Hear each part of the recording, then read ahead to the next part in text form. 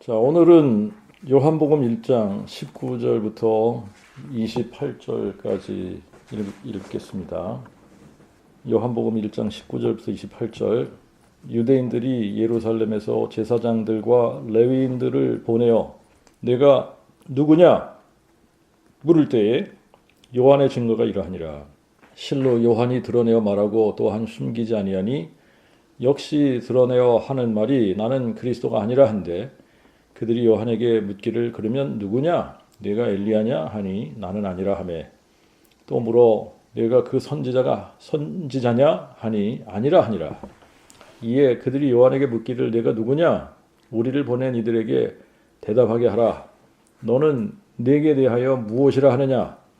요한이 대답하되 나는 선지자 이사야의 말과 같이 여호와의 길을 곧게 하라고 광야에서 외치는 자의 소리니라. 보냄을 받은 그들은 바리새인에 속한 자들이라.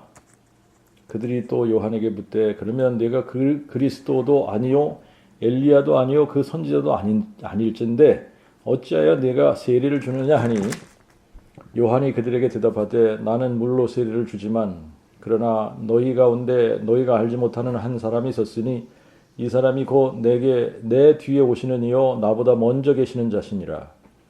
나는 그의 신발끈 풀기도 감당치 못하겠노라 하니라. 이 일은 요한이 세례 주던 곳 요단강 건너편 베다니에서 된 일이라. 우리 28절까지만 읽겠습니다. 28절까지. 자, 오늘은 이제 그 키 벌스를 23절인데 요한이 대답하되 나는 선지자 이사야의 말과 같이 여호와의 길을 곧게 하라고 광야에서 외치는 자의 소리니라. 자, 이 말씀입니다. 요한복음을 생각할 때마다 요한복음이 기록된 이유를 분명하게 알고 이걸 풀어나가야겠죠. 그죠? 자, 요한복음을 기록한 이유가 뭐라 그랬죠? 예수는 그리스도 곧 하나님의 아들이심을 믿게 하려 하며 또 너희로 믿고 그의 이름 안에서 생명을 얻게 하기 위함이다. 자, 그러니까 오늘 본문에서도 분명하게 사도 요한은 지금 세례 요한, 침례 요한이 누구냐라고 하는 것을 밝혀주면서 예수님이 누구신지, 예수는 그리스도시요 하나님의 그 아들이시다. 이거를 증명하는 어떤 그런 케이스로 쓰고 있다라고 하는 겁니다. 그래서 세례 요한, 침례 요한과 예수님과 어떤 관계가 있는지, 그래서 이 관계를 통해서 그리스도가 누구신지를 이렇게 증명해 나가는 그런 방식이죠. 자, 그런데 이제 오늘 우리가 이 본문을 어디하고 같이 비교를 해서 봐야지 되느냐면 누가복음 1장하고 이사야 40장입니다. 누가복음 1장 67절부터 79절인데 이제 누가복음은 지금 그 다른 복음서 기자들보다 이 세례 요한에 대해서 아주 디테일하게 지금 기록을 하고 있는데, 자, 오늘 우리가 살펴보려고 하는 것은 67절부터 79절인데 여기에 보면은 지금 사가랴가 성령의 충만함을 입고 예언하여 이렇게 나옵니다. 그러니까 요한이 출생을 했어요. 요한이 출생을 했는데, 자, 이렇게 주로 이제 요한 이렇게 아들을 낳게 되면 아들을 그 집안에 어떤 그 사람들의 이름을 본따서 이제 이름을 짓는 게 보통인 것 같은데, 요한 이제 아기가 태어났어요. 이제 아기가 태어나서 이름을 지어야지 되는데 아버지의 이름을 따서 사가랴라고 이름을 지으려고 하니까 엘리사벳이 그렇게 하지 말고 요한이라고 해라. 이름을 요한이라고 해라. 그러니까 사람들이 아니 내 친족 중에 이런 이름을 가진 사람이 없는데, 그래서 이제 그 사가랴에게 손짓을 해서 이름을 어떻게, 지금 사가랴가 말을 못 하잖아요. 지금 천사가 내 아내 엘리사벳이 너에게 아들을 낳아주리라 라고 이렇게 기별을 했는데 그거를 못 믿어가지고 이제 그 증표로 아기가 태어날 때까지 내가 벙어리가 되리라 그랬단 말이에요. 그러니까 지금 말을 못 하고 있었어. 그런데 이름을 저주해야 되는데 이름을 사가랴라고 하려고 그러니까 엘리사벳이 아니 사가랴라고 하지 말고 요한이라고 그럴 거예요. 요한이라고. 그러니까 이제 아니 니네 집안에 요한이라는 이름 가진 사람이 아무도 없는데 그래서 이제 사가랴를 손짓을 해서 불렀단 말입니다. 이름을 뭐라고 하려고 그러냐? 그러니까 이제 서판, 이제 이 판때기 하나 줘봐. 내가 이름을 써줄게. 그리고 요한이라고 이름을 썼단 말이에요. 요한. 자, 요한이라고 이름을 쓰니까 즉시 어떻게 입이 열리고 혀가 풀리고 말을 하기 시작을 했다. 자, 이제 그때 사가랴가 성령의 충만함을 입고 자기의 말로 지금 예언하는 게 아닙니다. 성령의 충만함을 입고 예언을 하는 거예요. 찬송하리로다. 대주제 이스라엘의 하나님이시여 자기 백성을 돌아보사 대속을 이루시고 우리를 위하여 구원의 뿔을 그의 종 다윗의 집에 일으키셨으니 이것은 주께서 예로부터 거룩한 선지자들의 입으로 말씀하신 바와 같이 우리의 원수와 우리를 미워하는 모든 자의 손에서 구원하심이라. 우리 조상들에게 긍휼을 베푸시고 그의 거룩한 언약을 기억하셨으니 곧 우리 조상 아브라함에게 하신 맹세라. 우리에게 허락하사 우리로 원수들의 손에서 건짐을 받고 두려움 없이 주 앞에서 거룩함과 의로움을 가지고 우리 생애가 다할 때까지 주를 섬기게 하심이로다. 이제 76절, 77절 거기 보시면은 아기여, 자 이제 요한을 가리켜서 지금 얘기를 하는 겁니다. 아기여, 너는 진실로 지존자의 그 선지자라 일컬음을 받고 대주제 앞에 앞서가서 그의 길을 예비하여 주의 백성들에게 죄 사함으로 말미암는 구원을 알게 하리니 우리 하나님의 온유하신 자비를 통하여 돋는 해가 위로부터 우리에게 임하여 흑암과 사망의 그늘에 앉은 자들에게 빛을 주시고 우리의 발을 평강의 길로 인도하시리로다 하니라. 이에 그 아이가 자라고 심령이 강하여지며 이스라엘에게 나타나는 날까지 빈들에 있으니라. 자, 여기 우리가 누가복음 1장을 우리가 잘 보면은 69절, 70절, 그 다음에 73절, 76절, 77절 여기를 다시 한번 보시기 바랍니다. 우리를 위하여 구원의 뿔을 그의 종 다윗의 집에 일으키셨으니 이것은 주께서 예로부터 거룩한 선지자들의 입으로 말씀하신 바와 같이 곧 우리 조상 아브라함에게 하신 맹세라. 아기여, 너는 진실로 지존자의 그 선지자라 일컬음을 받고 대주제 앞에 앞서가서 그의 길을 예비하여 주의 백성들에게 죄사함으로 말미암는 구원을 알게 하리니. 지금 아브라함에게 하신 맹세가 무엇인가? 우리가 또 창세기에 가서 봐야 될 거 아니에요. 하나님께서 아브라함에게 하신 맹세가 뭔가? 하나님께서 아브라함에게 하신 언약이 무엇인가? 무슨 언약을 주셨나? 뭘 맹세하셨나?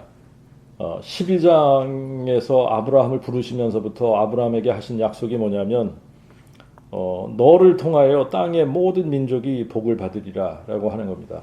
너를 통하여 땅의 모든 민족이 복을 받으리라. 근데 그게 22장에 가서 이제 이렇게 하나님께서 약속을 해주신단 말이죠. 네 씨로 말미암아 땅의 만민이 복을 받으리라. 네 씨로 말미암아 땅의 만민이 복을 받으리라. 이게 신구약 전체를 통해서 구약에서는 하나님께서 무슨 약속을 해주시는 거냐면 내가 사람 돼서 갈게. 이 약속 아니에요.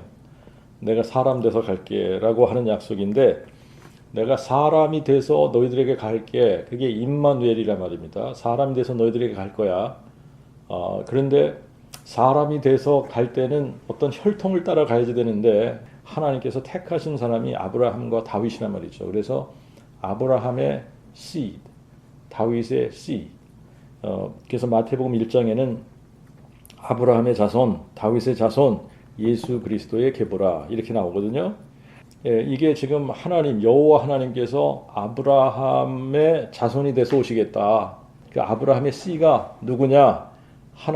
여호와 하나님이 아브라함의 혈통을 통해 아브라함의 자손으로 오시는 그분을 통해 그분으로 말미암아 땅의 모든 만민이 복을 받으리라 라고 하는 맹세라는 거예요. 그런데 그 아브라함에게 맺은 언약이 세월이 흐르면서 그 약속이 다윗에게 흘러갔단 말이죠. 그러니까 아브라함에게 하신 그 약속이 다윗에게 가서 언약이 컨펌이 돼서 아브라함의 씨로 오시겠다라고 하신 그 약속을 또 다윗에게 또 그 약속을 해주셨단 말이죠. 그러니까 아브라함과 맺은 언약이 다윗에게 확증이 되어져서 그게 거룩한 선지자들의 입으로 하신 말씀이 되었다. 그러니까 다윗과 언약을 맺으신 것이 결국은 하나님께서 다윗의 자손으로 오시겠다. 아브라함의 자손으로 오시겠다. 다윗의 자손으로 오시겠다. 그런데 그 다윗의 자손으로 오시겠다라고 약속하신 그분이 누구냐? 여호와 하나님이다라고 하는 거죠. 여호와 하나님이 대주제 하나님이신데 그 대주제 하나님께서 아브라함에게 뭐라고 약속하셨냐? 내가 너의 씨로 갈 거야. 그래서 만민이 이 땅의 모든 민족이 너의 씨인데 결국은 나를 통해서 복을 받으리라 이거죠. 그죠?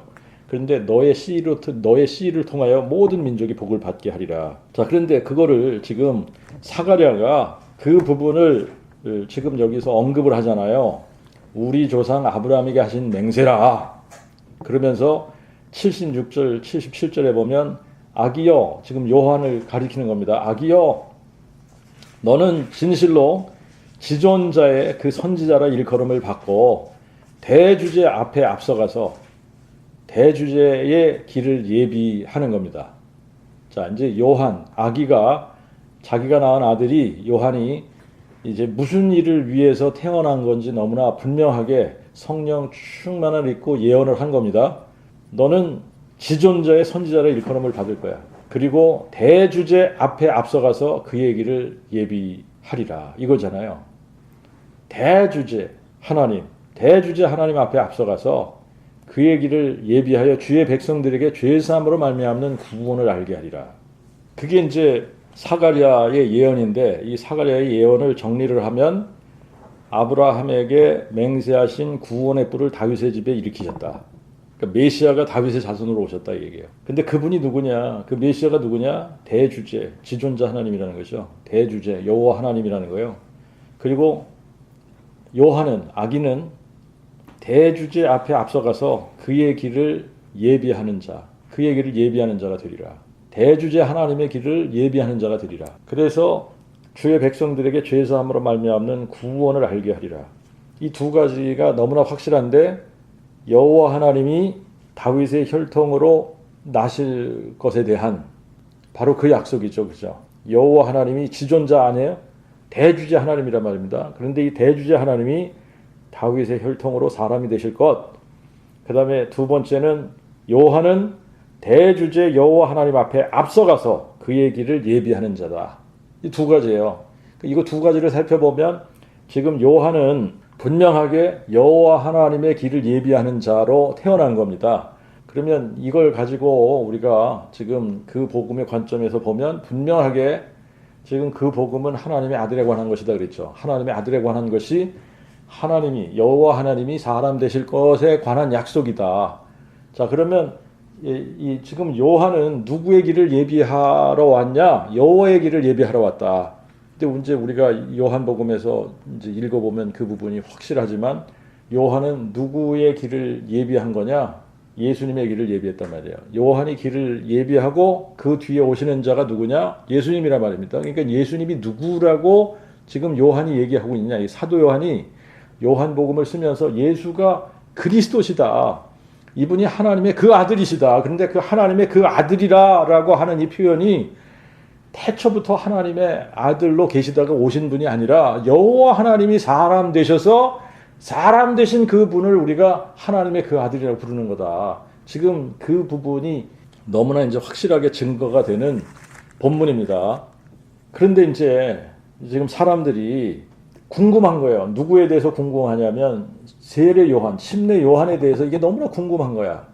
이 사람이 도대체 누구냐? 아니 이 사람이 누군데 말이지. 막 이렇게 강력하게 회개하라, 천국에 가까웠다 이런 메시지를 던지면서 사람들을 요단강에서 침례를 준단 말이죠. 자, 그러니까 사람들이 굉장히 지금 요한에 대해서 이 사람이 누굴까? 이 사람이 도대체 누굴까? 굉장히 궁금한 거예요. 어떤 사람들은 혹시 요한이 메시아가 아닐까 이러면서 요한을 따르던 사람들도 있었고, 어떤 사람들은 전혀 감이 없는 거죠. 그런데 도대체 이 사람이 뭐 하는 사람이야? 정체가 뭐야? 이게 너무너무나 궁금한 거예요.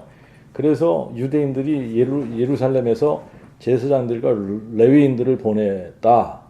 이제 이 유대인들이 예루살렘에서 제사장들과 레위인을 보낼 정도면은, 제사장들 이런 사람들을 보낼 정도면은 지금 이 유대인들이 굉장히 권력을 가지고 있는 권력층의 사람들이다. 그러니까 사내들인 공회원들이다라고 하는 것을 감으로 알 수 있는 거죠. 감히 누가 제사장들을 보냅니까? 그죠? 제사장들을 보냈어요. 제사장들을 보내고 그 다음에 레위인들을 보내서 지금 이 사람이 도대체 누군지 좀 알아봐라. 그러니까 그들이 이제 제사장들, 레위인들이 지금 와가지고 요한에게 묻는 거예요. 내가 누구냐? 도대체 내가 누구냐? 내가 누구냐? 그러니까 요한이 뭐라 그러냐면, 나는 그리스도가 아니야. 나는 그리스도, 니네들이 생각하는 것처럼 내가 그리스도인 거라고 생각을 하고 그렇게 묻는 것 같은데, 나는 그리스도가 아니야. 나는 그리스도가 아니야. 그러니까 또 묻습니다. 그들이 요한에게 묻기를, 그러면 누구냐? 내가 엘리야냐? 그러니까 나는 아니라, I'm not. 그러니까 또 물어봐요. 내가 그러면 그 선지자냐? 아니라.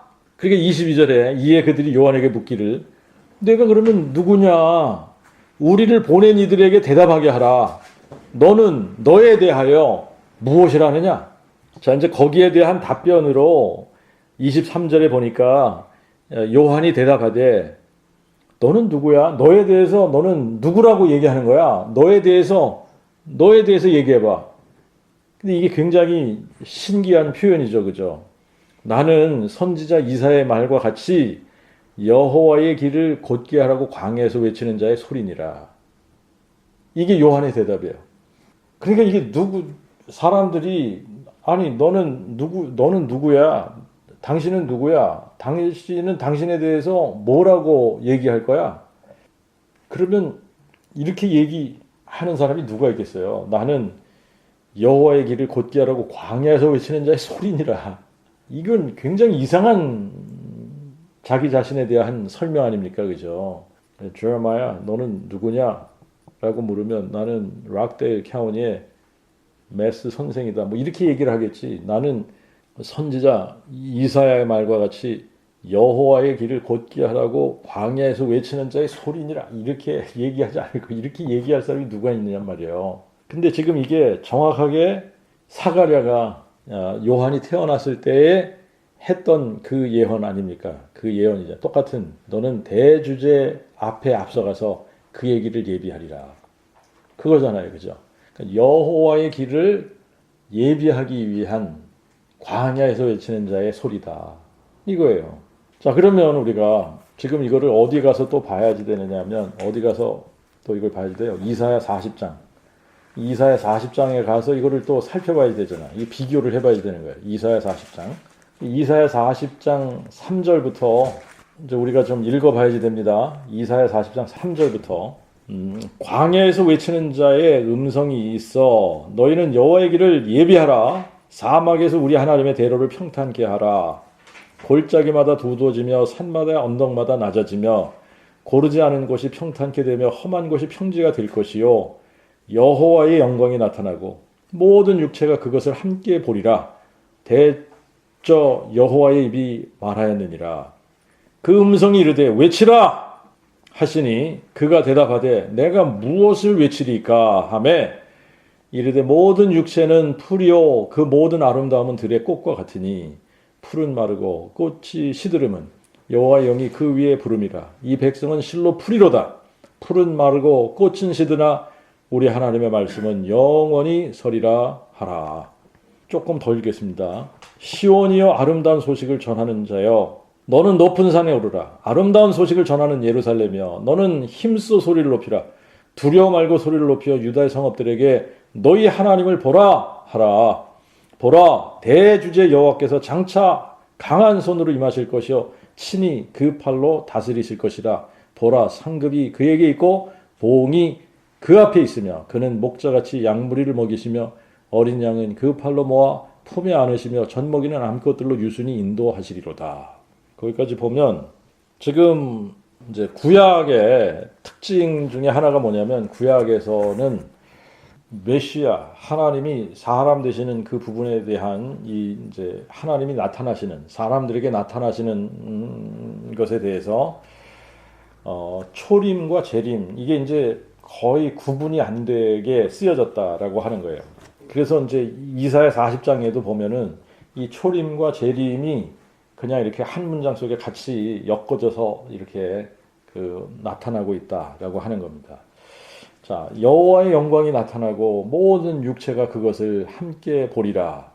초림이죠, 초림. 보라, 대주제 여호와께서 장차 강한 손으로 임하실 것이요 친히 그 팔로 다스리실 것이라.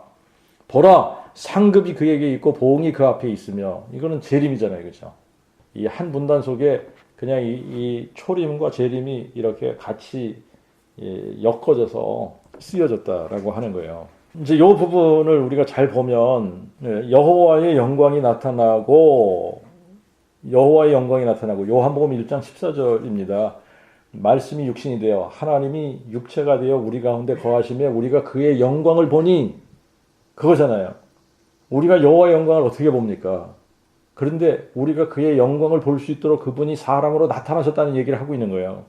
근데 그렇게 사람으로 나타나실 것에 대한 이게 약속이다. 그러니까 그 복음인 거죠. 여호와께서 사람 돼서 가실 거고 너희가 여호와의 영광을 보게 될 거야. 모든 육체가 보게 될 거야. 여러분 하나님은 영이시기 때문에 여호와의 영광이 나타난다 그러면 여호와의 영광을 볼 수 있는 사람이 없어요. 그런데 우리가 볼 수 있는 형태로 그분이 오시려면 육체가 되시는 것밖에 없는 거예요. 자, 그러니까 여호와께서 사람 되시리라고 하는 약속이 계속 구약 성경에서 선포되어지고 있다라고 하는 겁니다. 자, 그런데 여호와의 길을 예비하기 위해서 광야에서 외치는 자의 소리라는 거예요. 여호와의 길을 예비하라. 그리고 하나님의 대로를 평탄케 하라. 누가 오신다는 겁니까? 여호와 하나님이 우리에게 오신다는 얘기예요. 그러니까 그분의 길을 예비하라는 겁니다. 여호와의 영광이 나타나고 모든 육체가 함께 보리라. 그 말씀이 육신이 되어 우리 가운데 거하심에 하나님이 여호와 하나님이 육체가 되어 우리 가운데 거하심에 우리가 그의 영광을 보니 아버지의 독생자의 영광이요 은혜와 진리가 충만하더라. 또 한번 강조합니다만 하나님에 대한 개념부터 이게 바르게 서야지 되잖아요. 그렇죠? 태초부터 하나님의 아들이 계셨던 것이 아니라는 거예요. 태초부터 하나님의 아들이 계신 게 아니라 태초에는 하나님이 한 분 계신 겁니다. 여호와 하나님인 거예요. 대주제 여호와께서 한 분 계신 겁니다. 그런데 그 대주제 여호와 하나님이 사람이 되시면서부터 대주제 여호와 하나님이 사람이 되신 거예요. 하나님이 육신이 되어 사람이 되어 이거잖아요. 그죠? 사람이 되신. 그러니까 우리가 그분이 사람 되시기 전까지는 하나님을 볼 방법이 없었단 말입니다. 어떻게 우리가 하나님을 봅니까? 그런데 하나님이 사람이 되시니까 모든 육체가 그분을 볼 수 있게 된 거예요. 영으로 계신 분은 우리가 육안을 가지고 그분을 어떻게 봐요? 볼 수가 없어요. 그런데 그분이 육체가 되시니까 어떻게 우리가 여호와의 영광을 보게 되는 거죠. 그런데 여호와의 영광이 어떻게 나타나셨냐? 모든 육체가 그것을 볼 수 있도록 나타나셨는데 그분이 육체가 되신 거다. 성육신 하신 거다. 육체가 되신 거다. 출애굽기 33장에 가서 보면 이제 모세가 하나님을 보여달라고 자꾸 그러잖아요. 그죠? 그러니까 하나님이 뭐라 그래요? 사람이 나를 보고 살 자가 없다 그랬어요. 우리가 하나님을 보고 살 수 있는 사람이 없어요. 살 수 있는 사람이 없다는 거예요. 그러니까 하나님이 우리에게 그냥 나타나시면 다 죽는 거죠. 그죠? 자, 그러니까 이게 그렇게 되면 안 되잖아요. 그래서 모든 육체가 함께 볼 수 있는 그러한 모습으로 그분이 오시겠다라고 하는 약속인데 그분이 육체가 되시겠다라는 약속이에요. 육체가 되시겠다. 혈과 육으로 오시겠다. 근데 그분이 혈과 육이 되셔서 이제 우리에게 오시는데 그분의 길을 예비하도록 보냄을 받은 사람이 누구냐? 요한이다. 요한. 말라기 3장 1절에도 이제 이렇게 쓰여졌습니다. 말라기 3장 1절에 가서 보면 보라 내가 내 사자를 보내리니 그가 내 앞에서 내 길을 예비할 것이요 너희의 구하던 바 대주제께서 갑자기 그의 성전에 임하시리니 너희가 사모하는 바 그 언약의 사자가 임하실 것이라 나 만군의 여호와가 이르노라. 내가 내 사자를 보내리니 여호와 하나님이 자기의 사자를 보내서 그가 내 앞에서 그러잖아요. 내 앞에서 여호와 앞에서 내 길을 예비할 것이다. 여호와께서 사람이 되실 텐데 사람 돼서 오시는 그 여호와 하나님 앞에서 그분의 길을 예비할 사람을 보내시겠다는 얘기예요. 여호와 하나님이 세상에 오심을 알리는 사람이에요.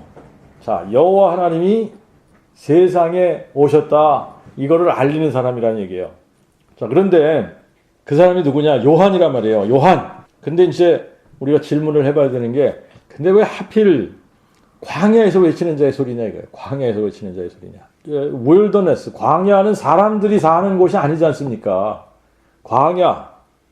사람들이 듣게 하려면 어디로 가야 돼요? 사람들이 우글거리는 데로 가야지. 사람들이 많이 있는 데로 가야지. 그러면 사람들이 많이 있는 데면 길거리나 광장이나 시장같이 사람들이 많이 모이는 곳. 아니 그런 데서 외치는 자의 소리래야지 되지. 광야에서 외치는 자의 소리? 이게 왜 또 광야에서 외치는 자의 소리일까? 이게 도대체 뭘까? 광야에서 외치는 자의 소리. 왜 광야에서 외치라고 그러나? 자, 이제 이 광야에서 외치는 자의 소리, 지금 광야에서 뭘 외치라고 하는지를 우리가 보면은 이제 이게 금방 우리가 그렇구나라고 알 수 있는데 여러분 광야에서는 볼 수 있는 게 별로 없어요. 그죠? 광야에서 볼 수 있는 거는 들풀이겠죠. 들풀들이 있는데요. 들풀. 그리고 뭐 들풀에서 피는 꽃이겠죠. 그죠? 이사야 40장을 우리가 다시 가서 보는 겁니다. 이사야 40장에 가서 보면 6절부터 보세요. 6절부터 보면 그 음성이 이르되 하나님의 음성이 있죠. 하나님께서 이르시는 거예요. 외치라! 그러니까 그가 대답하되 광야에서 외치는 자의 소리가 대답하되 내가 무엇을 외치리까? 자, 외치라는 거예요. 뭘 외치라는 거예요? 외치라! 내가 무엇을 외치리까? 그러니까 이거를 외쳐라. 모든 육체는 풀이요. 그 모든 아름다움은 들의 꽃과 같으니 풀은 마르고 꽃이 시드름은 여호와 영이 그 위에 부름이라. 이 백성은 실로 풀이로다. 풀은 마르고 꽃은 시드나 우리 하나님의 말씀은 영원히 서리라 하라.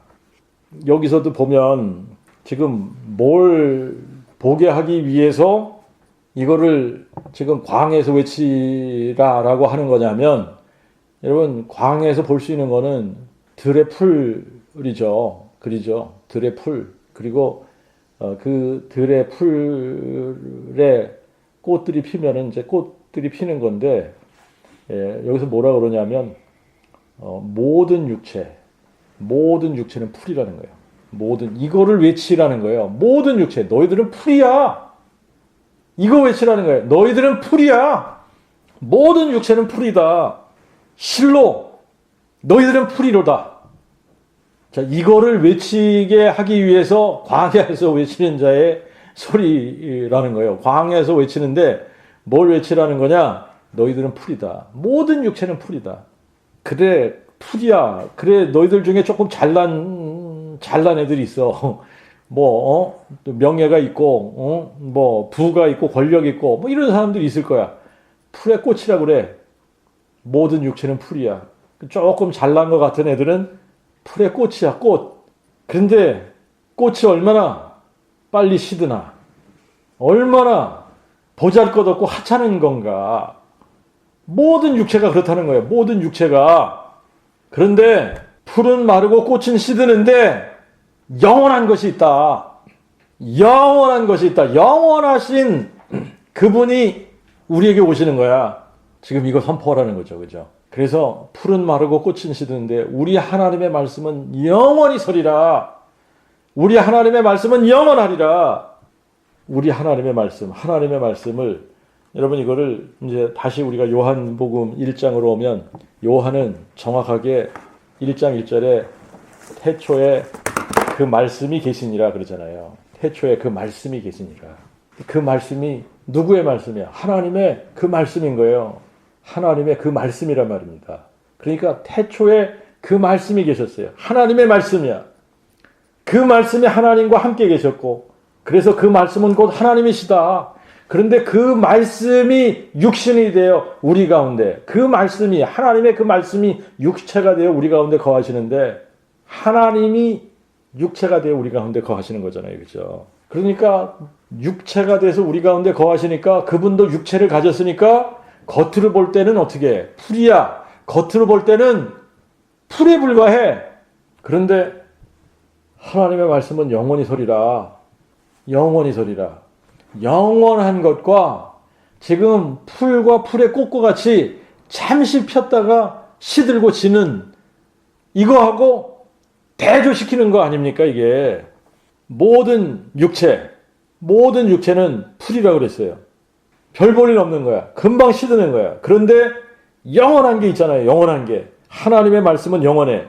근데 하나님의 말씀이 육체가 되셨단 말이에요. 처음에는 다른 육체하고 다를 게 없는 듯해. 이사야 53장 2절에 가서 보면 그는 주 앞에서 자라나기를 연한 순 같고 마른 땅에서 나온 줄기 같아서 고운 모양도 없고 풍채도 없은즉 우리 보기에 흠만할 만한 아름다운 것이 없도다 그랬거든요.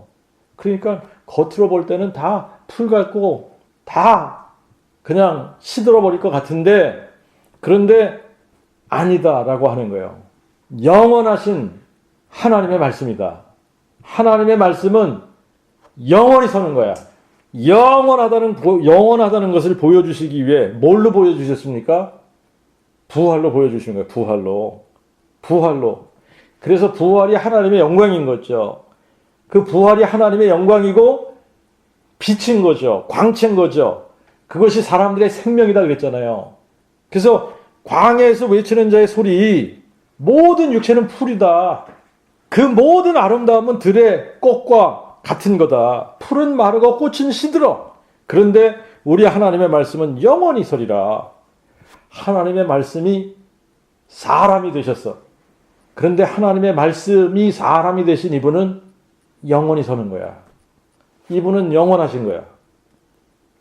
이분이 영원하다라고 하는 것을 보여주시기 위해서 뭐 하신다는 거죠? 사망을 삼키고 승리하시는 거야. 사망을 삼키고 승리하신 후에 비로소 사람들이 이는 우리 하나님이시구나 이렇게 알아보는 거다. 부활로 하나님의 말씀이 영원하심을 확증해 주시는 거다.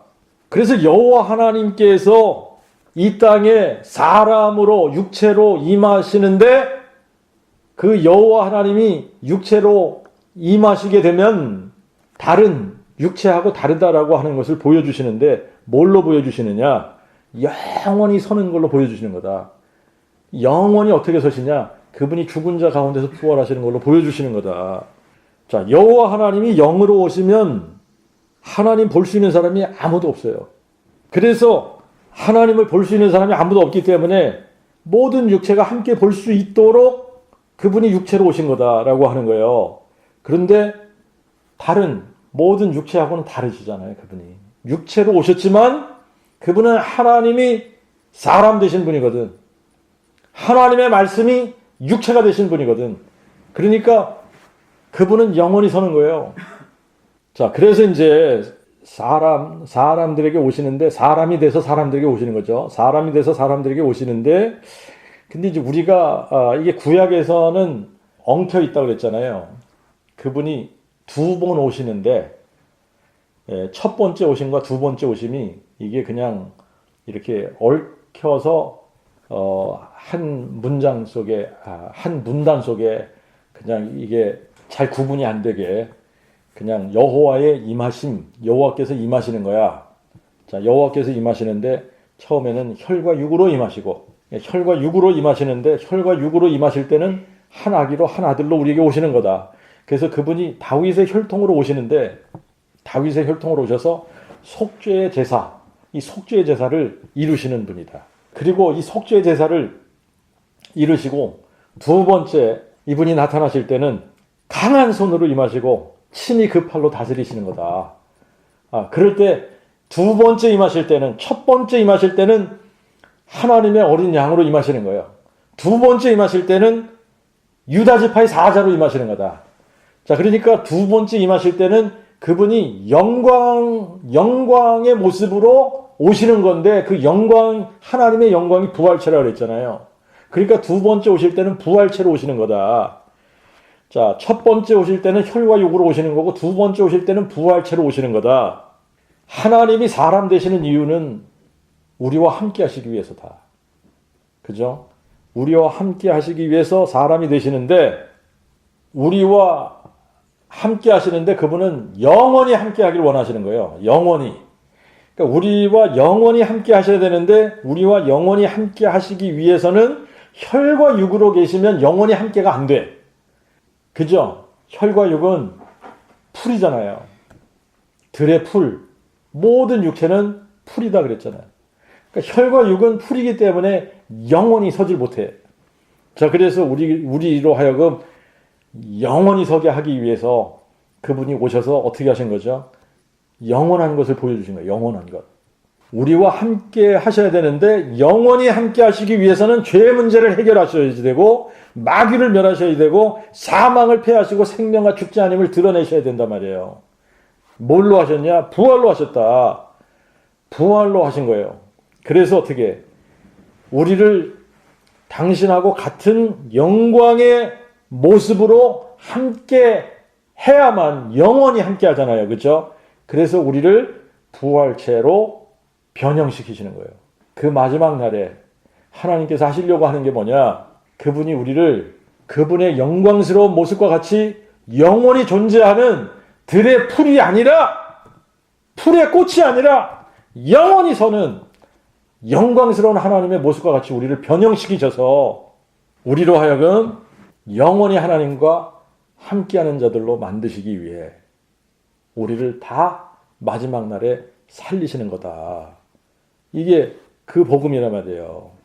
그래서 정말 예수가 죽은 자 가운데서 부활하셨다라고 하는 것을 마음에 믿는 자들, 이 마음에 믿는 이 사람들을 전부 다 부활체로 변형시키시는 거다.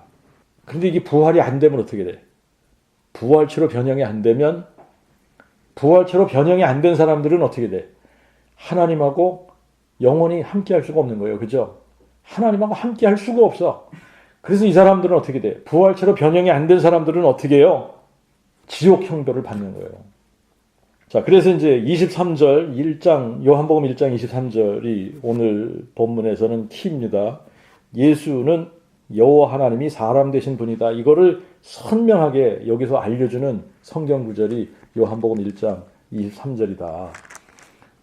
그래서 이제 요한이 나는 선지자 이사야 말과 같이 여호와의 길을 곧게 하라고 광야에서 외치는 자의 소리야. 그러니까 보냄을 받은 유대인들이, 제사장들과 레위인들, 이 사람들이 바리새인에 속한 자들이다. 바리새인에 속한 자들. 그들이 또 요한에게 묻되, 그러면 내가 그 그리스도도 아니요, 엘리야도 아니요, 그 선지자도 아닐진데 어찌하여 내가 세례를 주느냐. 그러니까 요한의 대답이 뭐예요? 요한이 그들에게 대답하되, 나는 물로 세례를 주지만 너희 가운데 너희가 알지 못하는 한 사람이 섰으니 이 사람이 곧 내 뒤에 오시는 이요 나보다 먼저 계시는 자시니라. 나는 그의 신발끈 풀기도 감당치 못하겠노라. 그분이 누구기 때문에 신발끈을 풀기도 감당치 못한다는 겁니까? 여호와 하나님이기 때문에. 여호와 하나님, 나는 여호와의 길을 예비하기 위해서 온 사람이야. 내 뒤에 오시는 분이 여호와 하나님이 사람 되신 분이야. 나는 그의 신발끈을 풀기도 감당치 못해. 그렇게 높으신 분이야. 그렇게 높으신 분이 너희 가운데 서 있는데 너희가 알지 못해. 요한의 논리, 나는 선지자 이사야의 예언의 성취다. 여호와의 길을 예비하기 위해서 광야에서 외치는 자의 소리로 왔다. 내 뒤에 오시는 분은 여호와 하나님이야. 여호와 하나님이 사람 되신 분이야. 내가 너희들에게 알려주고 싶은 것, 모든 육체는 풀이거든. 그 모든 아름다움은 들의 꽃과 같은 거야. 풀은 마르고 꽃은 시들어. 그런데 하나님의 말씀은 영원히 서는 거야. 그분이 오신다고 했지. 그분이 오신다고 했지. 오시는 거야. 내 뒤에 오시는 분이 바로 그분이야. 그런데 너희의 지금 상태로는 그분을 영접하지 못해. 그렇기 때문에 너희들이 회개해야지 되는 거야. 나는 물로 세례를 줘. 그렇지만 너희 가운데 너희가 알지 못하는 한 사람이 서 계신다. 이분이 곧 내 뒤에 오시는 분이거든. 나보다 먼저 계시는 자. 나는 그분의 신발끈 푸는 것도 감당하지 못해. 그분은 대주제 여호와 하나님이시거든. 그런데 그분이 사람 돼서 오신 거야. 이거를 선포하는 거예요. 자, 이 일이 어디서 됐다고요? 요한이 세례 주는 곳, 세례 주던 곳, 요단강 건너편 베다니에서 된 일이니라. 자, 오늘은 여기까지 하겠습니다.